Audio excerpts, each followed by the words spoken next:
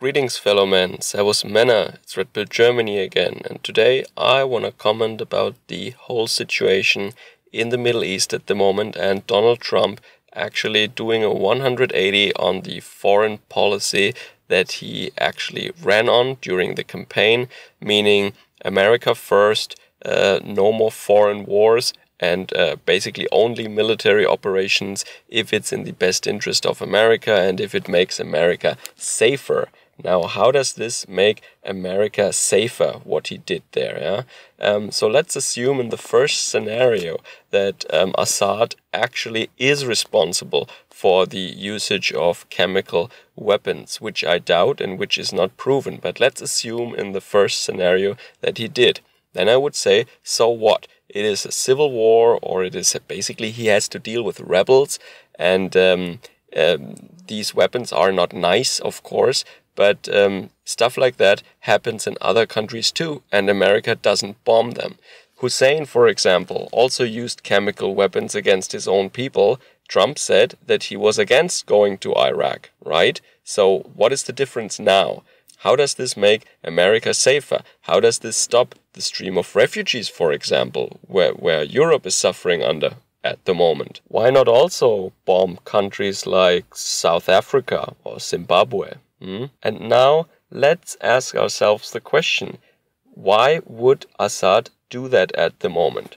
Everything went as planned, I would say. The way I see it, he was about to win the war, actually stabilize the situation in Syria. And why would he now use chemical weapons at this moment? I don't think that is very probable. You know, there is a hypothesis that the rebels actually had a depot of this chemical weapon and a conventional airstrike kind of hit that depot and this gas was released. That could be, yeah.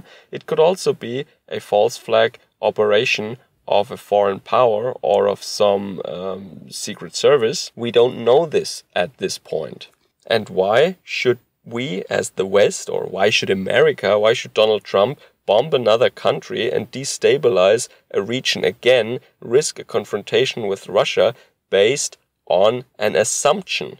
And I also have to include the European leaders like Merkel and Hollande, who said now that Assad has the sole responsibility for what happened there. They don't know shit. They have no proof that Assad ordered this chemical weapon attack. They do not know that. So this reminds me actually of a certain daughter of a Kuwaiti ambassador telling absolutely made up stories, basically fabrications and lies to the international public that Iraqi soldiers were taking Kuwaiti babies out of their beds, dropping them on the cold hospital floor and letting them die there, screaming in agony. Yeah, I mean, this tipped over the public opinion in the US to go to war back then when Iraq invaded Kuwait. Was Iraq justified in invading Kuwait? Of course not. But would the American public have gone to war without this sob story about dead babies? No, that was the story that changed the public's mind to go to war. Because before, the public rightly assumed, yeah, this is not nice, this is a war or this is a conflict in another part of the world, but how is that our problem? Why should our young men die because some dictatorship attacks another dictatorship, right? And it is the same now. I mean, Assad is dealing with rebels, with ISIS basically, with radical Islamist rebels in his country. How is that the problem of the Europeans or of the US? Well, we need a sob story. We need dead babies. And then the public is willing to go to war, to basically have airstrikes and to bomb other countries, to drop millions and billions of dollars of bombs over the years, which will lead, of course, then to more dead people, to more dead babies, yes, and to never-ending streams of refugees. And what about the weapons of mass destruction in Iraq, Did George W. Bush produce them by now? Where are they? Because that was the other story that was used in order to sway public opinion in favor of war and invasion back then. Now it seems like we haven't learned yet, and part of me wanted Trump to be different, and part of me said, well, he's just another politician and he will probably not be any different. Now, still, I think it is good that Trump won the election and not Clinton,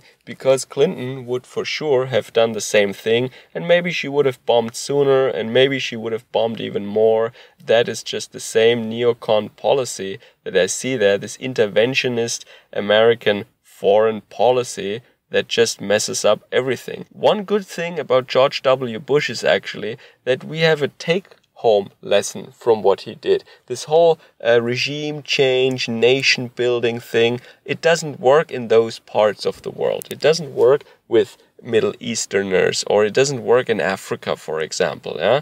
This doesn't work. And if there is any lesson that we can learn from this whole disaster of these wars in Iraq and the Middle East, it is that nation building and regime change normally doesn't work, and the outcomes that it produces are probably worse than the dictators that were removed by these interventions. So now I will say also that whatever comes after Assad, probably, namely ISIS or some other kind of puppet regime, will probably be worse than Assad, and the whole region will be destabilized again, and for a longer time. Now, I don't know why Trump is doing that. Is there maybe some secret information that the public just doesn't have? Like Angela Merkel still said before 2005 that multiculturalism is dead, and then it takes one picture of a drowned kid and she opens the gates for basically everybody who wants to be in Germany, right? So people tell me that Merkel acted weak and she is a traitor and a betrayer, and yeah, I agree, it was weakness, and she is a betrayer basically of the West or of Europe. But what does that make Trump then now, huh? Isn't he just the same? Didn't he also just respond to media pressure and pictures of dead kids? Or is there maybe some other truth, some story of the CIA, or that he was briefed with after he became president that we don't know about? But be that as it may, the American people, I think, voted for him because he ran on a platform of less interventions and of less wars and of America first. And where is your border wall? Where are all these illegal immigrants? I think they are still in the US, and they're probably gonna stay there. And there will be no wall, and there also will be no end to foreign wars and to confrontation with Russia. I mean, sure, if America is under attack, if a foreign power or a foreign group would threaten America, by all means, use the military to defend America's borders, to defend the American people, to make America safer. And I think Europe or Germany has the same right. But this didn't happen here. This is just meddling in foreign affairs once again, for whatever reason. And this is not America first, I think. This is not helping the American people. This is not bringing jobs to America.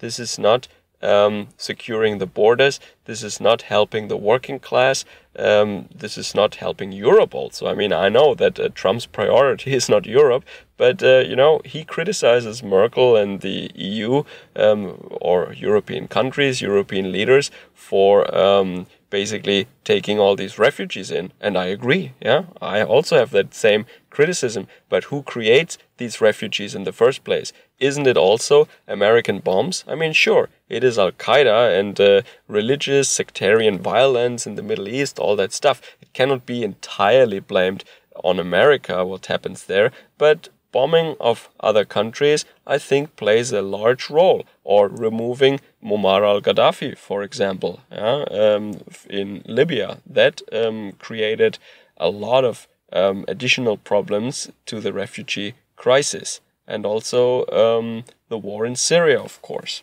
So by all means, if you say America first, why don't you do that then, huh? So I could be gleeful now, like many of these dim-witted Americans who comment on my channel, saying that Germany is so weak and we just should get rid of Angela Merkel. Yeah, I mean, I could say right back at you, right? Why don't you get rid of Donald Trump, huh? But I'm not saying that, because I know that our countries have the same problem, and it is not so easy to solve it. Yeah? And I would have hoped that Trump would be different. Yeah, I really hoped that he were a different guy, but turns out that he isn't. So instead of feeling superior to you now, and instead of that whole affair making me feel a little less bad about my own country, no. I'm not gleeful. I'm not pointing the finger at the states or at the normal US citizens who are also not in favor of that stuff. I'm just saying that it sucks and that I don't know what Trump was thinking, and I don't know if he's just weak or that he's also just a puppet of corporate interests or of Israel, or I don't know. No idea. This will not make the world safer. This is just a continuation of the old foreign politics that the Americans thought that they actually removed from office by voting in Donald Trump. Yeah, we will see what will become of that. But this actually makes me more and more skeptical about the future, more and more pessimistic. Yeah, it probably would have been too good to be true that you can just elect a president who says he will end foreign war, and that is what he would actually do. So even in Germany, the conservative or alternative media outlets that actually congratulated Donald Trump to be elected President of the United States, who welcomed Trump and who were fairly pro-Trump and against Clinton, they all see this bombing of Syria at the moment very critical, and they also pointed out that we don't know who actually is behind these chemical weapon attacks, and also the question, who does it help? Only ISIS, basically. ISIS, Turkey, maybe Israel. So we can see that while the mainstream media and the politicians in Europe are actually backing Trump up on this point, and they actually welcome this step, the people who were once in favor of Donald Trump, or who maybe still are, I don't know, but who are rather pro-Trump, they see this step very critical. That should be clear, even in Germany. So let me know what you think about the whole affair in the comments below. Servus, Kameraden.